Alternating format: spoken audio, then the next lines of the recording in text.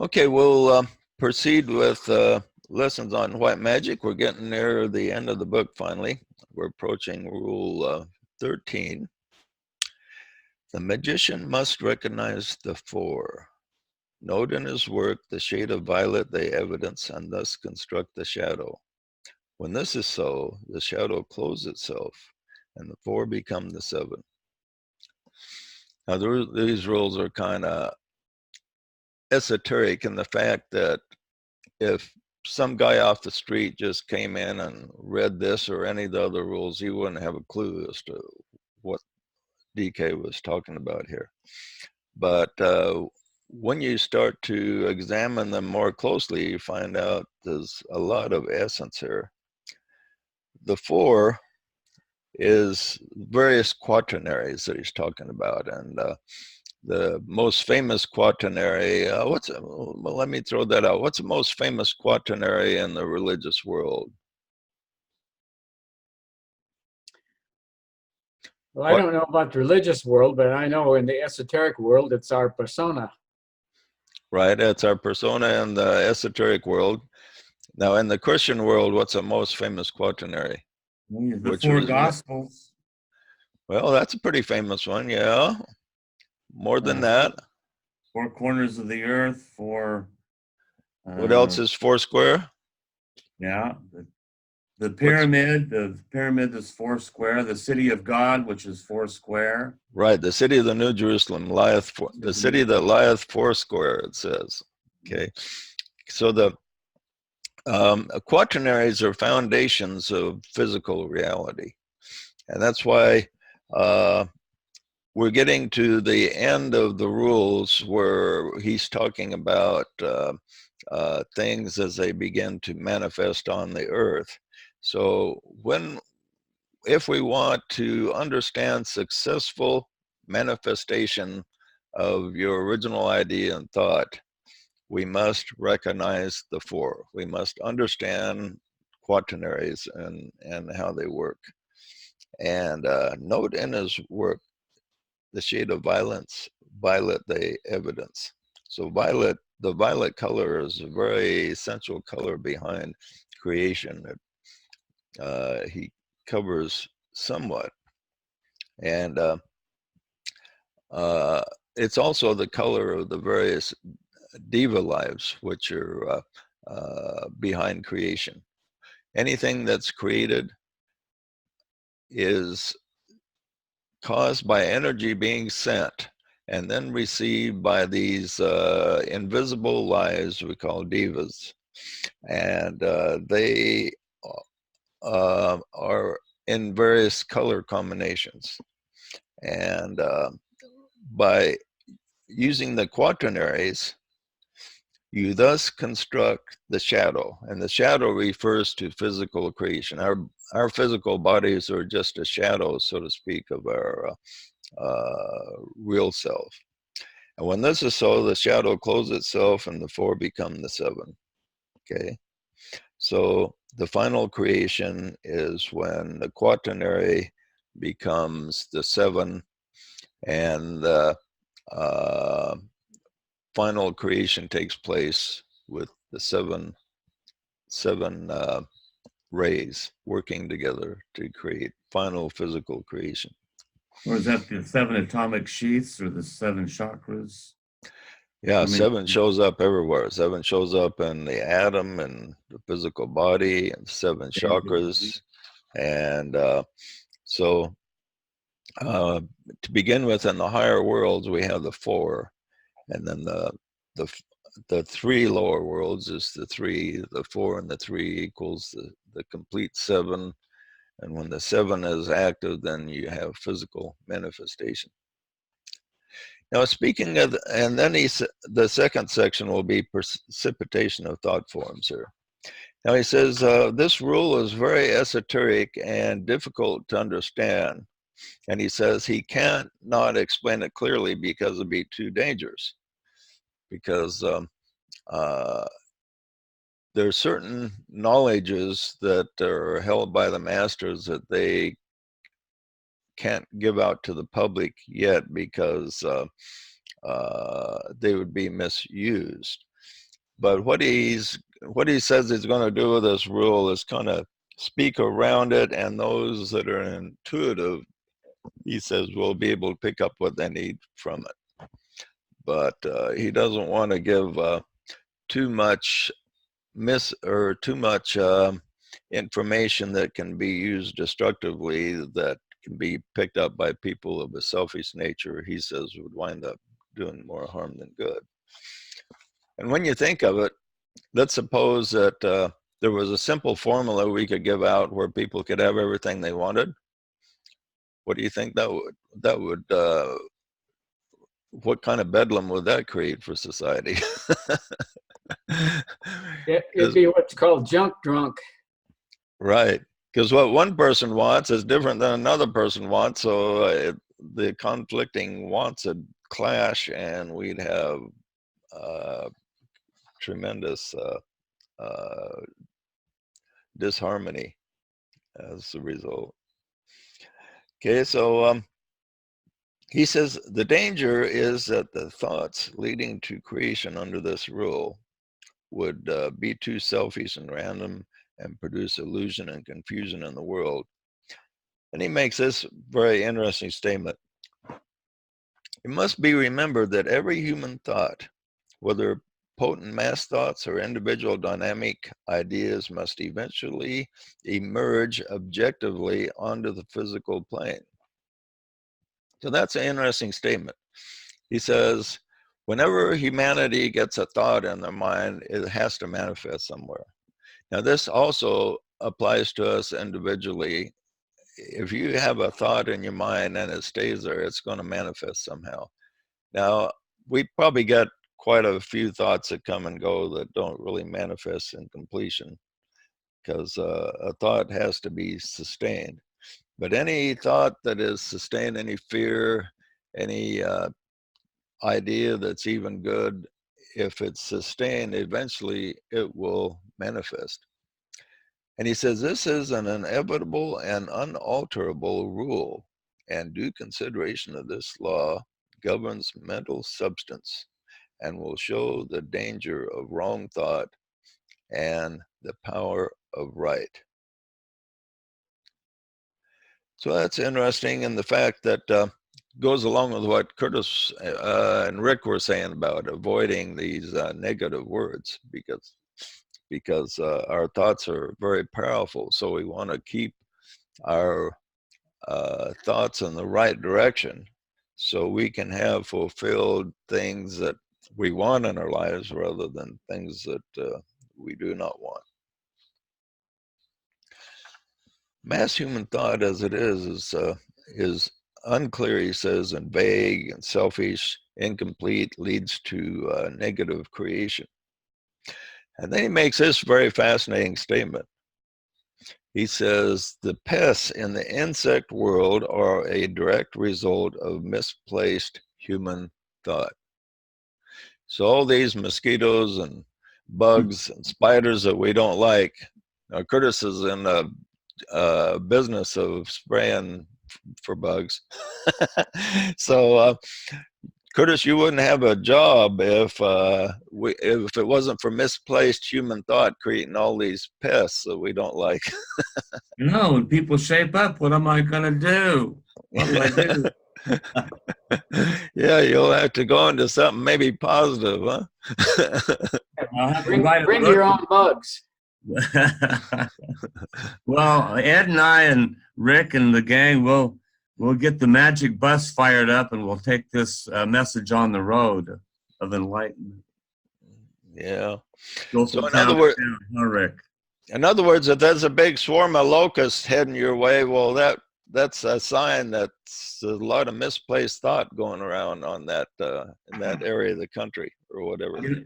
You know, that's an interesting thought. I do a lot of work in some lower class mobile homes, eliminating roaches, and you should see the way these people live. Is their thoughts are so disconnected and negative, and you just can imagine, you know, what goes on in that house to manifest all these roaches and vermin. Have you noticed then that people that are kind of disorganized have more pests than people that are organized? Way, way, way, way more. And so what I do, besides just get rid of the bugs, is I coach these people. I said, look, if you want me to come back here and help you, I need this kitchen cleaned up. I need this floor vacuumed. I need the bathroom swept. I need all this clutter eliminated, or I'm not coming back. And the next time I come back, it's all, in 90% of the time, the place is rearranged, it's vacuumed, it's clean, and the bugs are mostly gone. Huh. Yeah, it's They've interesting. created order in their lives. And I make Now, them do it. there's other teachers have said that human thought also creates different species in the animal kingdoms, the higher kingdoms also. And that new species arrive because of human thought and species disappear because of human thought, which is interesting. I would imagine though, the lower the life forms, the easier it is for thought to manifest them. So among the insect world, those pests there are the easiest to manifest with positive thinking. Now, on the other hand, some of the insects we really like honeybees. We really like them. And so now they're in danger right now. So we must be doing something wrong, possibly on the physical level with all the chemicals we're releasing, but also on the mental level. So we need to send nice positive thoughts toward those honeybees and the insects that are positive, that butterflies and so on that we like. And Yeah, and another source of this same thought came to me when I was a teenager. And Mrs. G.W. Ballard had a radio show, and also the books of the Saint Germain series. They teach exactly the same truth. So there is one truth, and it is true. Yeah. There's a lot of teachers. It's many of the teachers out there, they have certain things that contradict each other, but then there are certain things that many of the teachers have in common. And if you say have studied half a dozen different teachers, pay particular attention to the things they have in common. You can be it's most likely those common teachings are the most correct and headed the right direction. The ones that aren't, you have to go by your soul to figure out what's right and what's wrong, or what applies to you and what doesn't. Sometimes different teachers will emphasize different things in different ways, and they will sound contradictory, but they aren't really when you look at the essence behind what they're trying to accomplish. And then there are also misguided teachers out there. So falling back on the soul is always the important thing. Okay, the four mentioned here, and there's, like he says, in any interpretation, there's multiple interpretations. There's all kinds of quaternaries out there. But the four mentioned here, he says, are the four ethers which are behind all forms. Okay. Now, any idea what he means when he talks about the four ethers? Well, different grades of substance that make up our physical body, the physical being one of those four levels of etheric energy. Right. In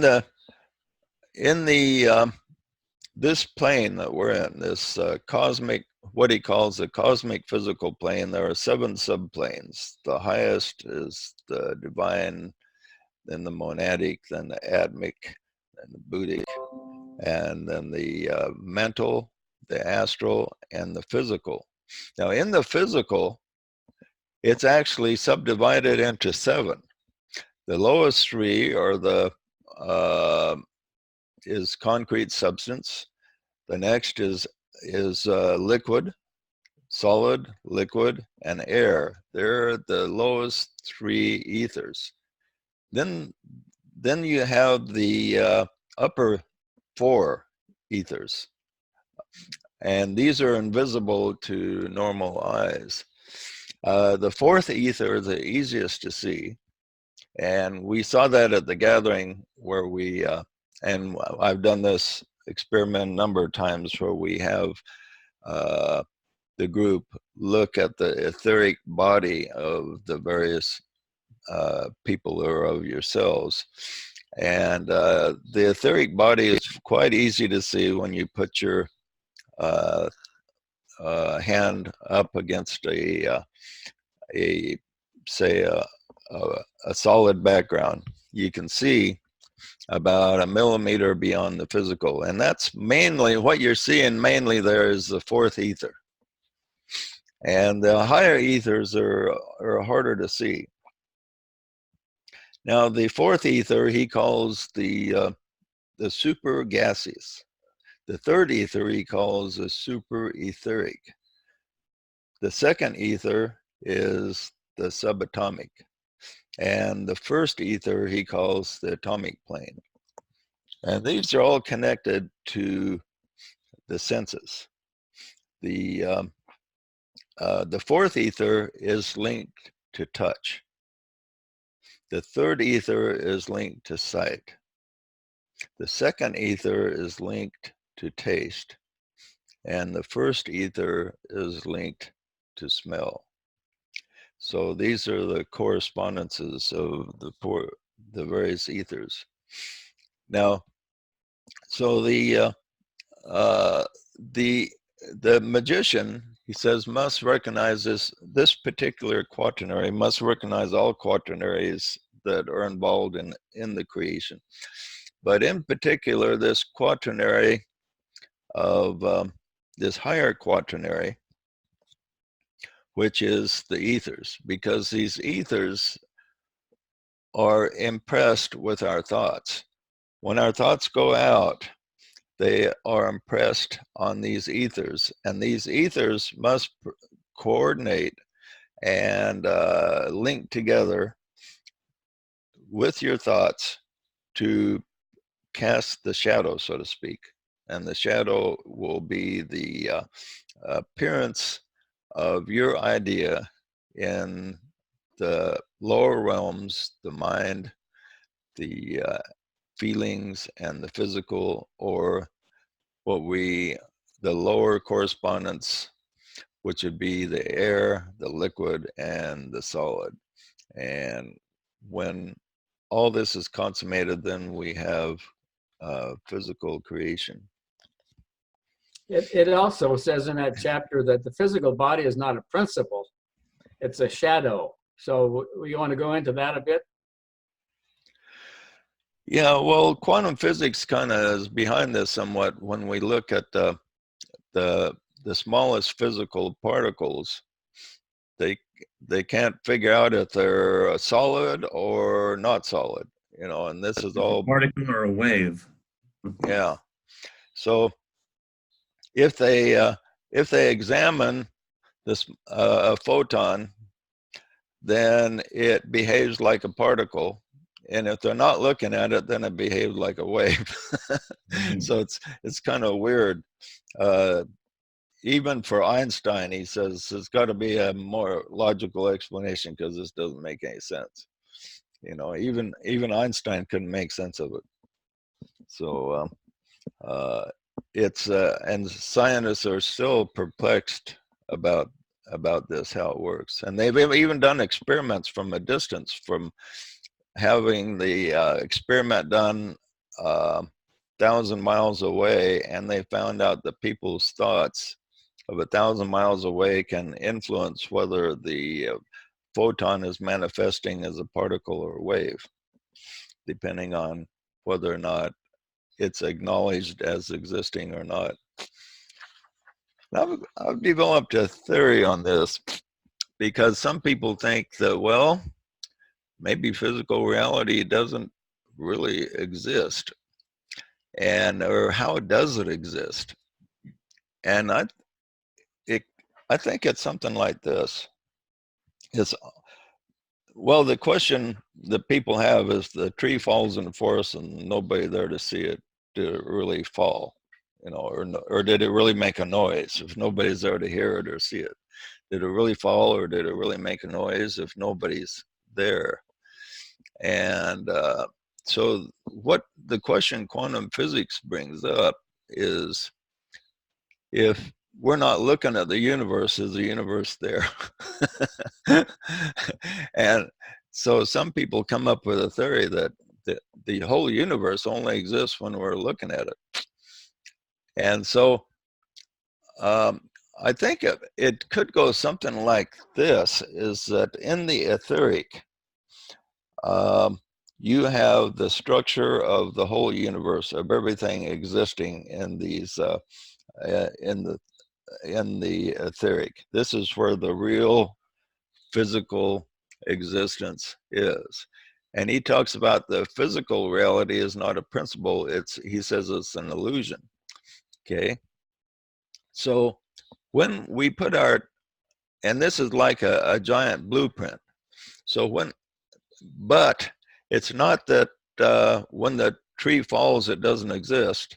The tree actually falls, the sound is actually made, but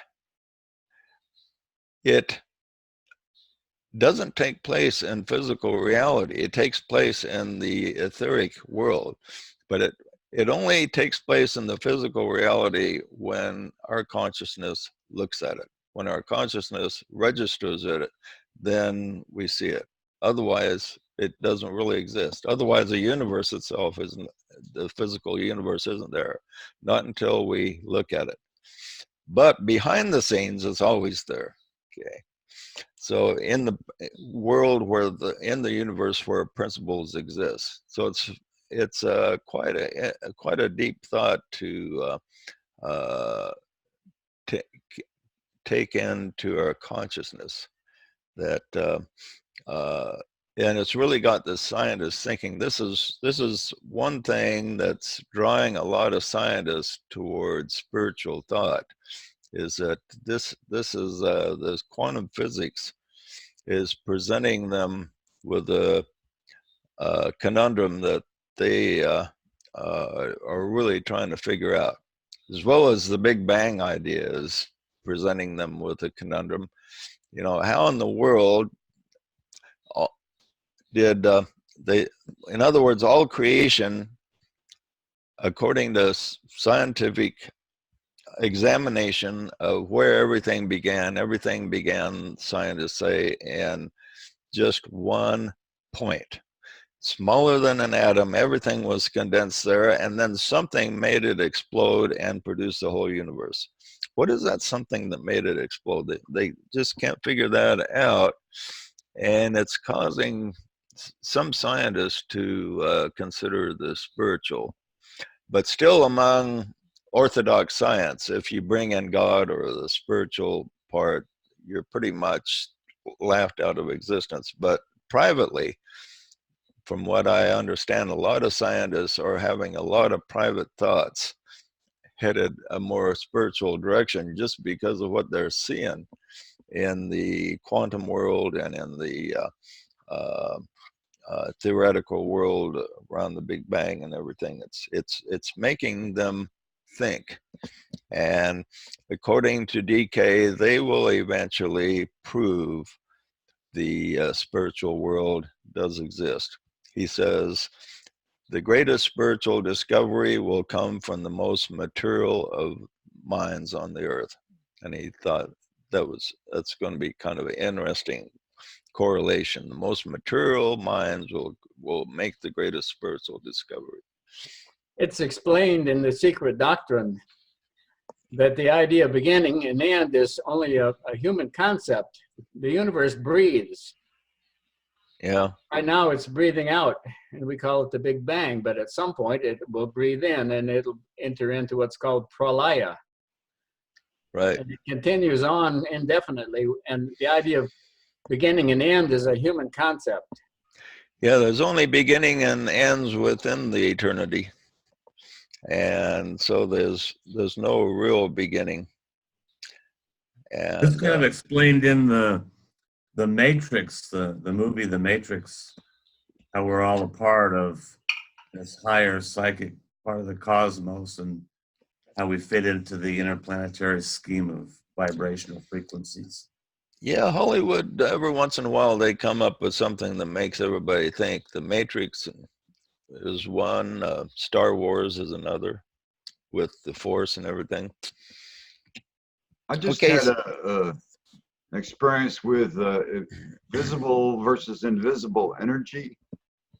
In doing this artwork that I have this piece of polyethylene that I was preparing by rubbing it, sanding it, buffing and whatnot. And after I'd worked on it for several hours, I looked down at it and the whole thing had this radiation like on it. It looked like little ocean waves coming from multiple sources all over the thing, like rainbow colored waves, but real small, not as small as like phonograph waves. But So this was beyond the physical that you were seeing? and I'm thinking, what have I been smoking? Because I'm seeing something. And so I got out my camera. I said, if this is something that's really there, and I took a picture with my cell phone, and it was the cell phone picture was doing the same thing. Really?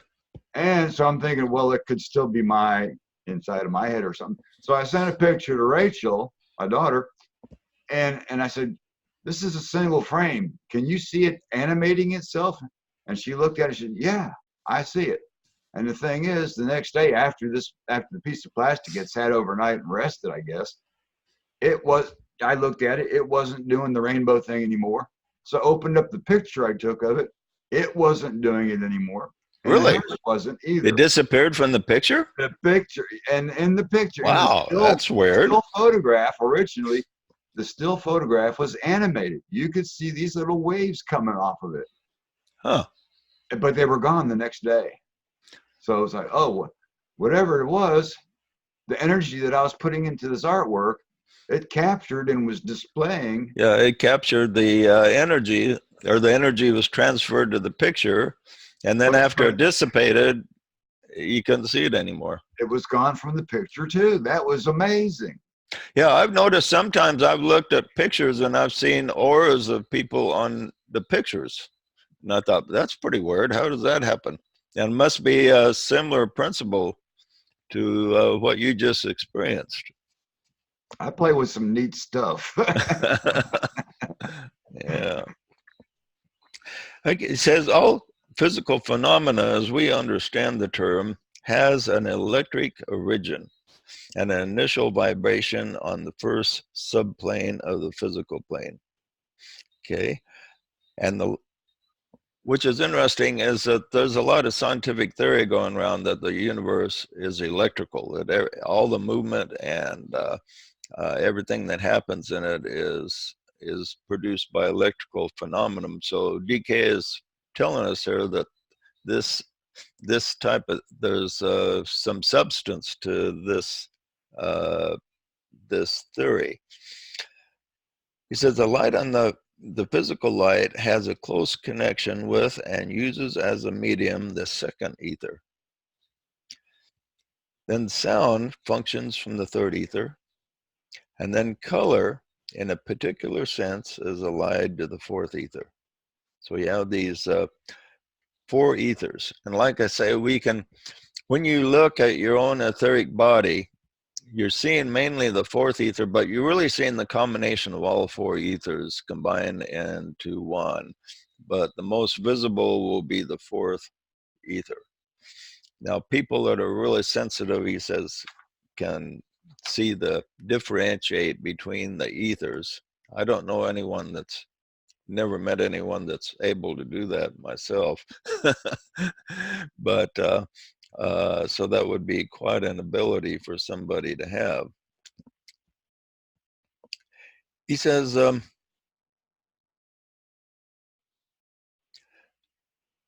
talks about three difficulties for the creator. One is a lack of qualification. And two, there's dangers inherent in unconscious form building. and the third he calls etheric blindness. So he says it's well nigh impossible for me to do full justice to this rule and elucidate the work on etheric levels, and hence the relative brevity of the elucidation. So he's talking about these four ethers, which very few people have even acknowledged their existence or said much about them, and that gives out practical knowledge about these four ethers. So he says he's going to have to make it brief because there's not too many people are familiar with them. And his qualifications for the white magician, the first difficulty, he says good character is a given. In all of his teachings about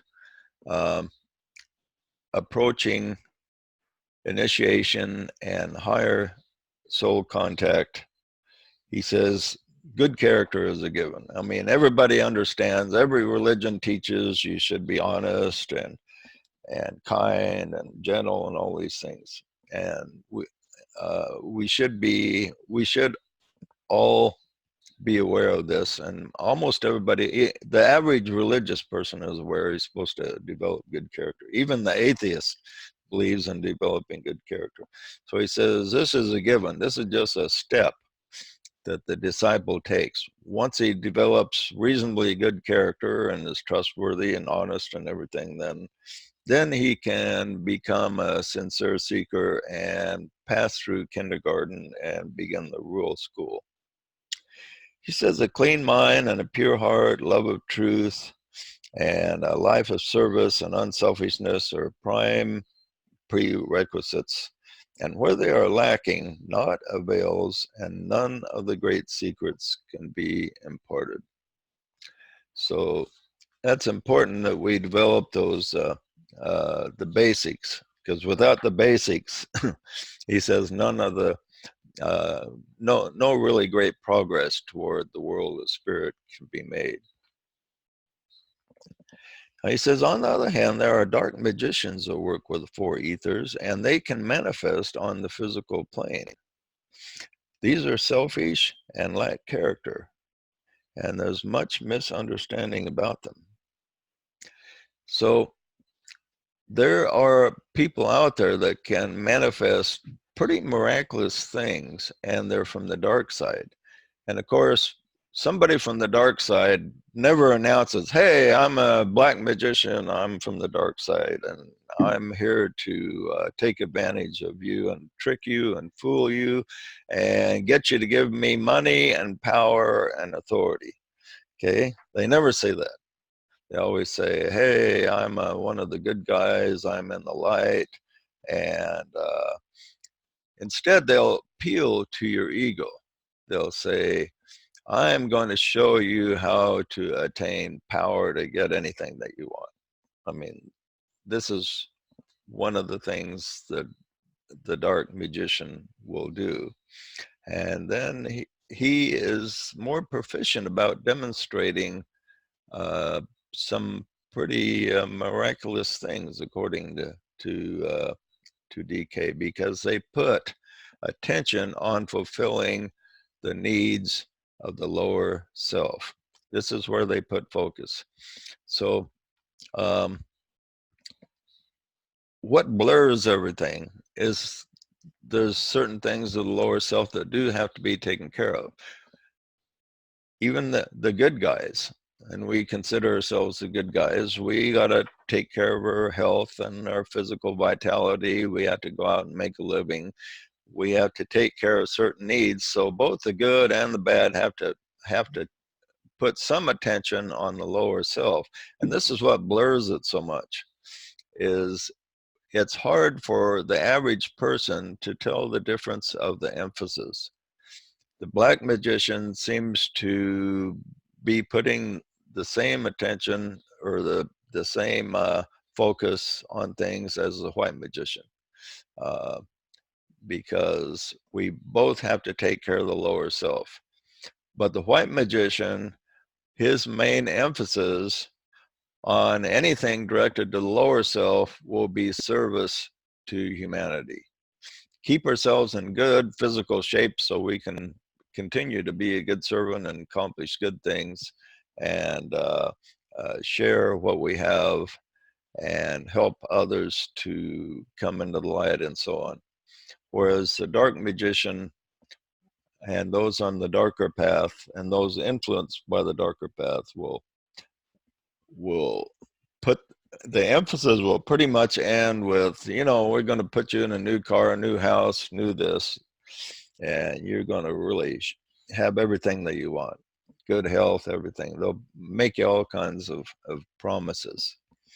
So the dividing point is very fine, and it's difficult for average people to tell one of the good guys from the bad guys. And the what's interesting is the true dark magicians are in the invisible world, and their workers here in physical reality are pretty much pawns that are deceived into thinking that the path to take is the path of fulfilling the lower needs only.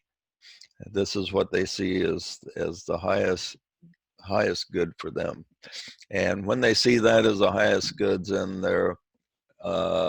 they can pick up the inspiration from the dark brothers that are seeking to control humanity.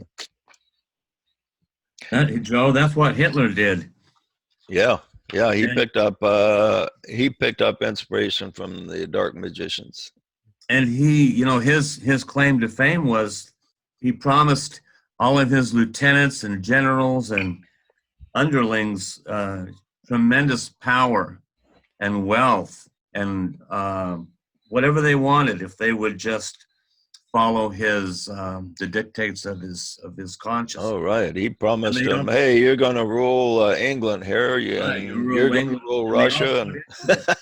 They all bought into it, and you know, all you have to do is destroy the Jews or destroy this race of people, and claim your power, and it's yours. And you know, he made promises that he couldn't fulfill, but they bought into it, and that was the real glamour of the dark side. Yeah, and he told them those Jews were in the way of obtaining their full power, so they had to get rid of them.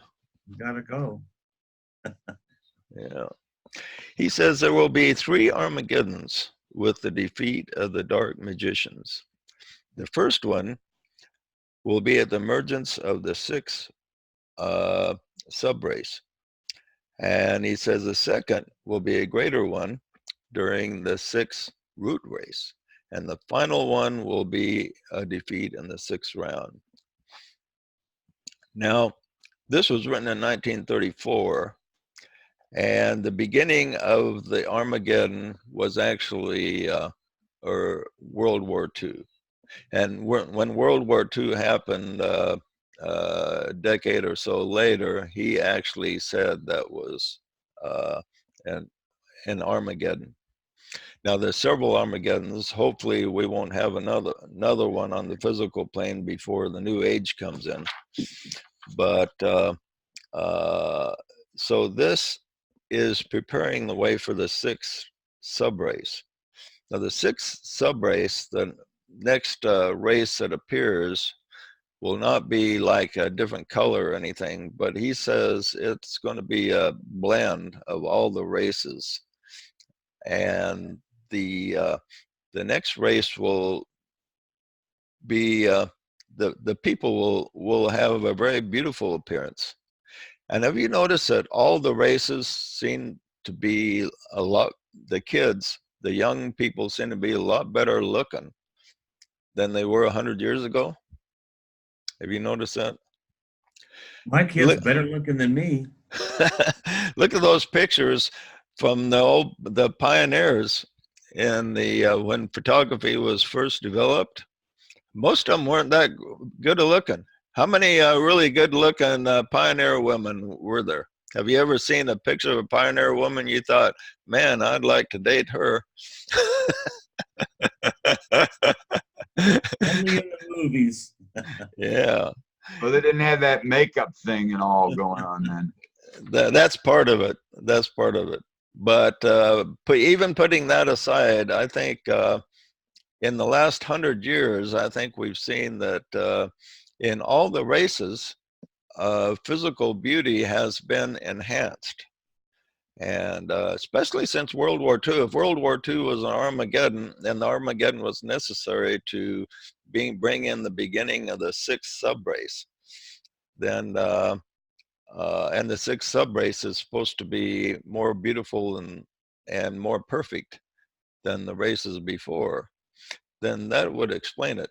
Because I have really noticed this, even within the generation, even from when I was a kid to now, it seems like the younger generation, the generation we have now, the people are more refined looking than they were when I was a kid. I know the older people are. I'm 74 right now, and I remember when I was young, all the 74-year-olds looked Old. completely undesirable to me. Looked like they were over the hill. Now the people my age look a lot better than people my age did when I was a kid. But I think we are getting more refined, and it's. I think there was something about World War II, which was one of the Armageddons, which just brought in a vibration that enhanced the evolution of humanity as a whole. So it's an interesting thing to think about. I read something about that each root race or sub-root race, whatever, they could always be like tracked back, like the Big Bang, to an epicenter. And it was saying that the sixth root race, its center would start out in San Diego, Southern California. Well, you know that I think California did do something for our evolution, because when Hollywood was in its heyday, a lot of the beautiful people, the good-looking males and females, especially the females, gravitated to California, largely because of Hollywood, and also because it was just a glamorous place to be. Now a lot of people are starting to leave it, but overall, it developed the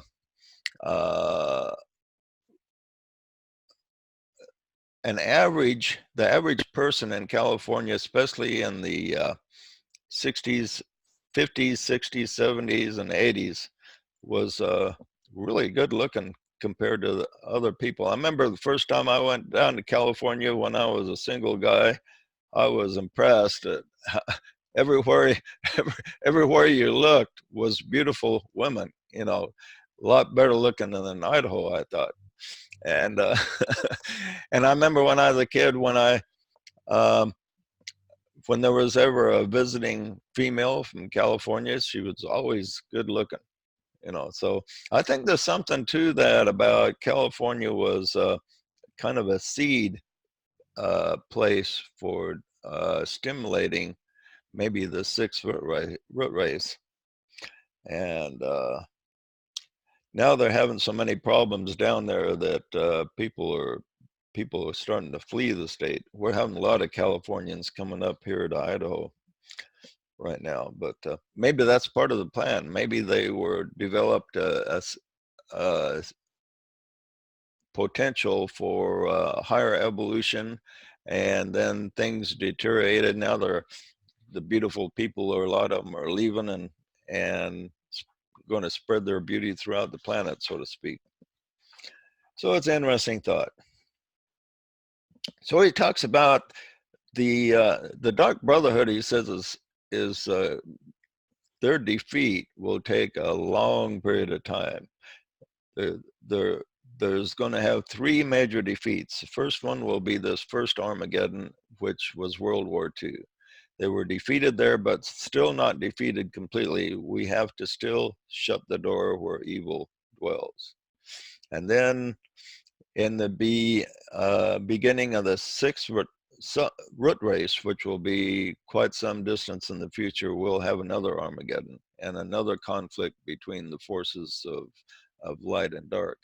And in this future time, he says, if we could see in this future time what the conflict is between light and dark, we wouldn't really hardly even understand it now, because what's light and what's dark will be on a higher level than it is now.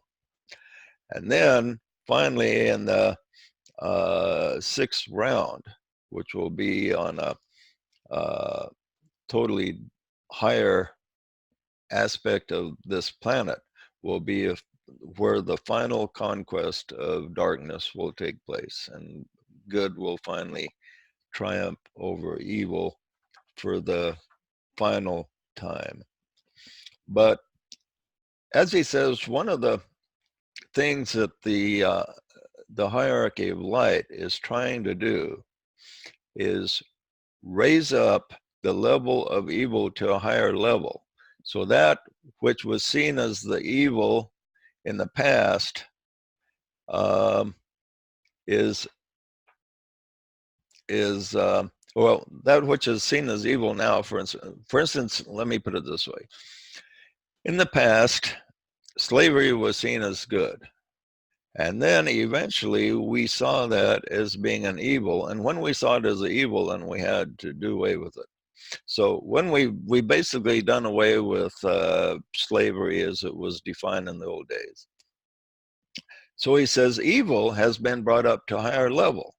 So now we're seeing other things as being evil, like say paying too many taxes is a new form of slavery. So it's a higher form of evil, but it's not as bad of an evil as what we've kind of identified as evil in the past. So evil, he says, keeps being taken to a higher level. And this is one of the things that the hierarchy is trying to do, is take an evil up, what people see as evil, up to a higher level, which is another interesting thought. Yeah, all of those evils we see in the current political scene have to be brought to the surface. This is an important thing when all this disturbance in politics is coming out, because it has to be risen to a place so we can deal with it. Yeah, we really complain about all the problems in the political world, but all this conflict is necessary. To eventually, people will see what's good and what's evil in our present state, and evil will be lifted up to a higher level. So once we see what is really a problem right now, and the common person can identify it, then we will see another problem on a higher level that we will solve, and we will all say, well, this wasn't evil. Just like right now, we all look on slavery and we say, that wasn't evil, we don't want it anymore. But just think, just a couple hundred years ago, half of the country thought slavery was essential and good.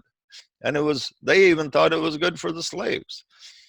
The South said, we're doing the slaves a favor. We're doing the black race a favor by making them slaves, because we're really helping them out. Okay, that's the way they looked at it. And so, but we don't look at it that way today. I mean, we've identified the evil and we've risen up to a higher level. Now, what a couple hundred years ago from now, let's project ourselves in the future. Project ourselves in the future. We look back on now, stuff that we think is okay and good, or half the country does, just like half the country thought slavery was good. What are we going to look on several hundred years in the future as we look back on this age? What's the new slavery? What are we going to identify as evil that everybody in the future will say, okay, we see now, this was bad, we don't want it anymore. Okay. Attachment to pharmaceuticals, drugs. Oh yeah, that'll be one for sure. All these, there's a number of things that we could point out. The political things are probably too controversial to talk about logically, but Socialism. Yeah, but forced socialism, you might say.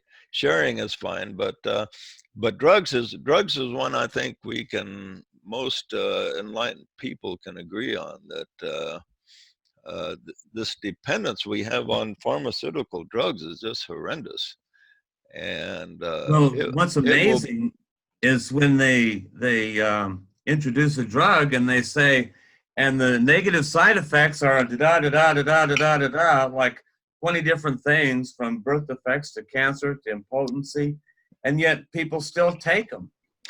Yeah, what's funny is they always put those disclaimers on the ads because they have to, because of the law. Yeah, you may experience dizziness, you may die of your flesh rotting to death, but go ahead and take this. If your doctor tells you to, go ahead. It's going to be good for you. And Yeah, then they listen to your doctor. show the guy skiing or mountain climbing afterwards, and boy, he's in great shape because he took this drug. So it's there was a statement in California back in the 80s. It went like, you remember when the air was clean and sex was dirty? yeah, right. So anyway, we're gonna look. A couple hundred years from now, they're gonna look back on how we handled these drugs, and they're gonna think, "Wow, that in some ways that was worse than being deceived by slavery." Because wow, look what it did to them. At least the slaves had their common sense about them. I think Yeah, Deanie? I think that our universities and our churches are being minimized because they're following false teachings, and now the professors are becoming like politicians, following agendas that are inappropriate for education. I know a lot of brilliant people who have wonderful jobs that don't have a degree, that you don't have to have a degree to make a good living. I think that will change. Yeah. How do you think it will change?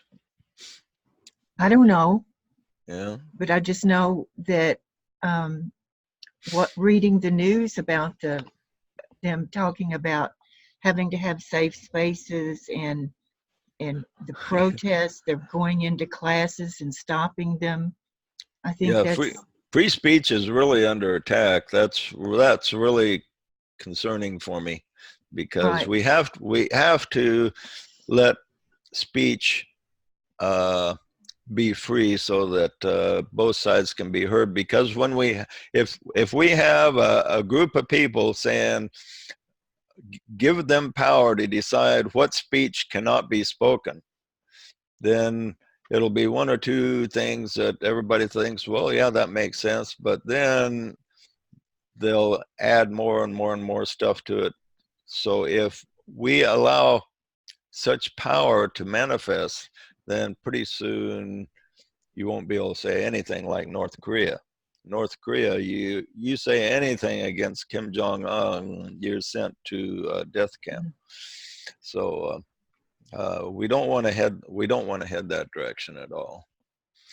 That's happening right now on Facebook and YouTube. They're not allowing the the right wing, they call it, to express their opinions as much as the left wing. Yeah, Zuckerberg is under attack because he's not restrictive enough, and he's quite restrictive the way that it is, but he's under attack because he needs to restrict speech even more, according to a lot of people. So yeah, we have a lot of things. Hopefully we continue to make progress so that 200 years from now we can look back and correctly identify the evils, so the evil is raised to a higher level, and rather than a lower level.